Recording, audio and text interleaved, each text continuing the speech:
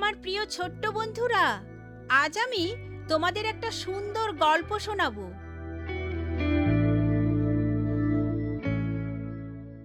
বড়দিনে অশ্রুবর্ষণ।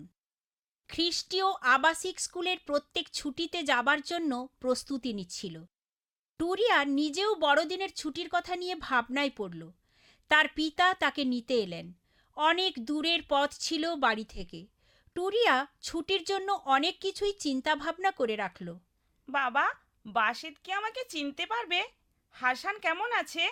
টুরিয়া খুবই খুশি তার সহোদরদের দেখতে পাবে বলে, আর তার পোষা বিড়াল ও ছাগল দেখতে পাবে। যখন তারা নিজেদের গ্রামে পৌঁছলো, তখন তারা বারান্দায় মোমবাতি জ্বলতে দেখল। বাইরে জ্বলন্ত মোমের চারপাশে পতঙ্গ উঠতে দেখল। কূপ থেকে যে মেয়েটি জল নিয়ে যাচ্ছিল সে সম্ভাষণ জানালো। হ্যালো টুরিয়া, তুমি ফিরে এসেছো বলে আমরা খুবই খুশি। তুমি কেমন আছো? তোমার স্কুলের বিষয়ে কিছু বলবে কি? অবশ্যই, তবে আগামীকাল। এখন অনেক বেলা হয়ে গেছে। টুরিয়ার পছন্দ মতো খাবার প্রস্তুত করেছে তার মা। অনেক কিছুই বলার আছে, যদিও দীর্ঘদিন ধরে টুরিয়া দূরে রয়েছে আর এখন তা অভ্যাসে পরিণত হয়ে গেছে। তবে একটি বিষয় আছে যা ভিন্নতর। সে উক্ত বিষয় নিয়ে চিন্তা করতে করতে বিছানায় ঘুমুতে যায়। আর তা হলো শুভ বড়দিন।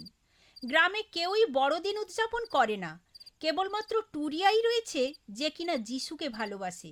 সে বড়দিন উদযাপন করার ইচ্ছা প্রকাশ করলো, কিন্তু কি করে যে তা করতে হয় সে বিষয়ে টুরিয়া কিছুই জানে না। আমার একটি ধারণা জন্মেছে। কাল সকালে অতি প্রত্যুষে ঘুম থেকে জাগবো এবং বাইবেল পাঠ করব। কথা অনুযায়ী সে তাই করল। ঘর থেকে বাহির হয়ে পাহাড়ে গিয়ে উঠল। সেখানে সে একাকী বসে মরিয়ম, যোসেফ এবং শিশু যিশুর বিষয়ে পাঠ করল। যিশু ধরাপৃষ্ঠে আগমন করলেন, কিন্তু তার নিজের লোকেরা তাকে গ্রহণ করল না। যিশু এলেন, কিন্তু বেথলেহেমের দরজা তার জন্য বন্ধ ছিল, আর আজকে হৃদয় দুয়ার রয়েছে বন্ধ।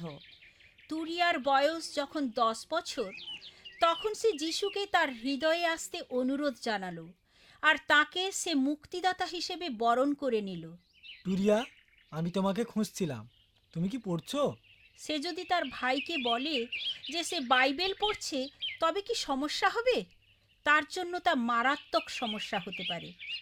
গোটা বিশ্বে শুভ বড়দিনের ঘণ্টাধ্বনি বেজে উঠছে, আর সেই সময় একটি ছোট বালক প্রথমবারের মতো যিশুর বিষয় শুনতে পেল।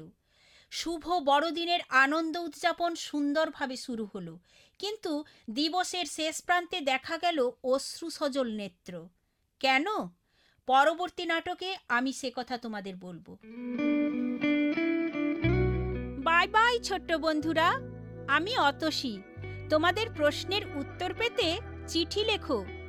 অল ইন্ডিয়া মসি জামাত, postbox number 6079, west Patelnagar, new Delhi 110008, India.